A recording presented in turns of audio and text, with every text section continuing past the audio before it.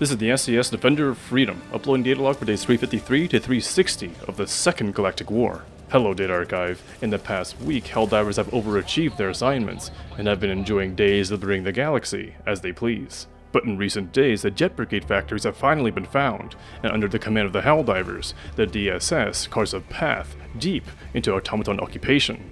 However, a troubling new development has occurred with the Illuminate, though their autocratic intentions remain shrouded in mystery. At the start of the last day, the major order was to collect the remaining rare samples like a crux, but the Center of Science at Fenrir 3 was in danger. However, due to the Helldivers' strategic deployment of the DSS's Eagle Storm, the time on the defense against the bugs was halted, as our Eagles filled the skies to intercept incoming terminated spores. Right? That's how that works, right? Affirmative. Bugs. Right. Makes sense to me.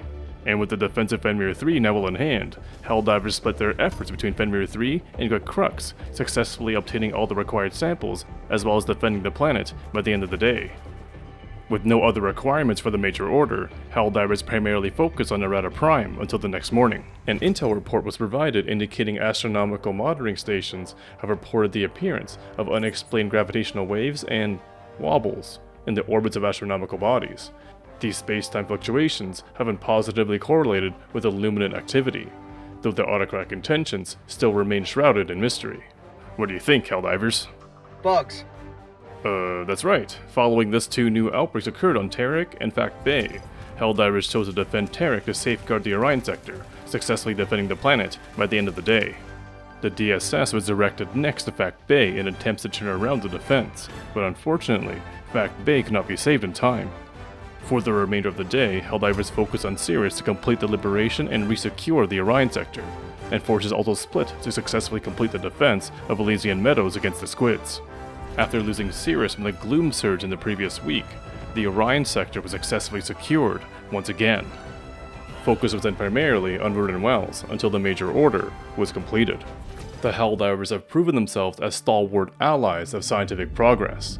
The Xenoentomology Center on Turing has more than enough terminate specimens to progress the development of gloom-resistant technology, and promising results have already been achieved, as artificial gloom environments can now be created, and extremely low-frequency ELF electromagnetic waves have proven effective at penetrating dense gloom. Though much work remains, the first expedition into the gloom for its acquisition of its vast E710 reserves may soon be within reach. No further orders were received for the remainder of the day, hence Helldivers are free to liberate the galaxy as they pleased. And democratically, on the Automaton front, Verdun Wells won every vote for the DSS's deployment for the rest of the day through into the next morning, raising the liberation of the planet to over 50% before new orders were received from High Command.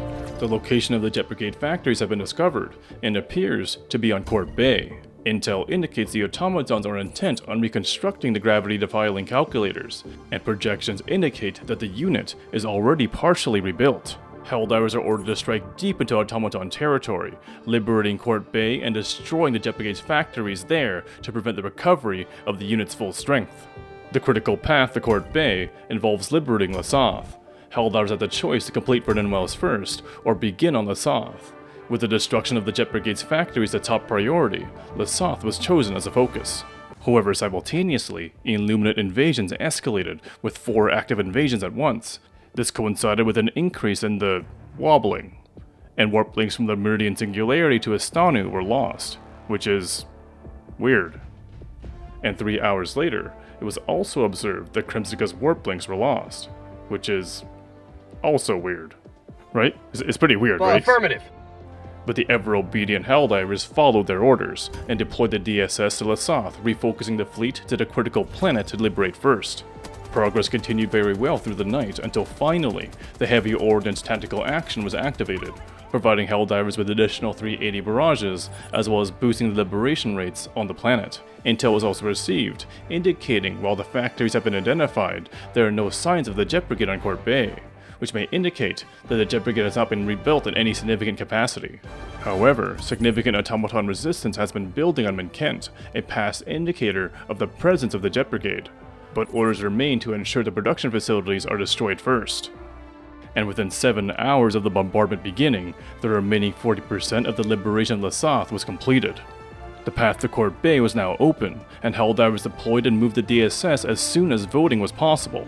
But by the evening, Illuminate invasions continued to escalate, and yet another warp link to the Meridian Singularity disappeared, which is still kinda weird. With the heavy ordnance distribution still active, Helldivers continued their efforts on Court Bay through the night into the next morning, devastating the automatons in Court Bay despite their heavy resistance. Focus remained on Court Bay through day 360, and with the heavy ordnance tactical action no longer active, progress was reduced, but still trended well into the afternoon. But the Illuminate invasions remained numerous, and yet another warp link was lost to the Meridian Singularity. Now only one remains, on Angel's Venture. In addition, resistance appears to be rising even further on Kent. But by the end of day 360, Court Bay was liberated, and the major order was completed. The Automaton Jet Brigade factories on Court Bay have been destroyed, and we can now rest easy, as the Automatons no longer possess the means to rebuild the family-murdering aerial marauders. Though the absence of even a partially rebuilt Jet Brigade comes as a surprise, and SEF units will continue to search for any information. No new orders were received, however, it seems our suspicions are valid, as a Jet Brigade has been discovered on Kent. There are several areas of concern, Data Archive. The significant Jet Brigade presence on Kent is indicative of an imminent attack that, if not stopped, may cause significant losses. The use of the DSS's orbital blockade could be prudent to slow down the advance of the Jet Brigade, trapping the unit on the planet. The Meridian Singularity and the gravitational fluctuations are becoming increasingly concerning, clearly related to the Illuminate's plans. At this moment, Helldivers are close to liberating Vernon Wells to ensure all the progress built up over the past days does not go to waste. But Helldivers are also deployed to the defensive purpose against the Squids, which seems to be on pace to succeed, potentially slowing down their plans. We feel something big is coming, Data Archive. For now, we are deploying Helldivers to Vernon Wells.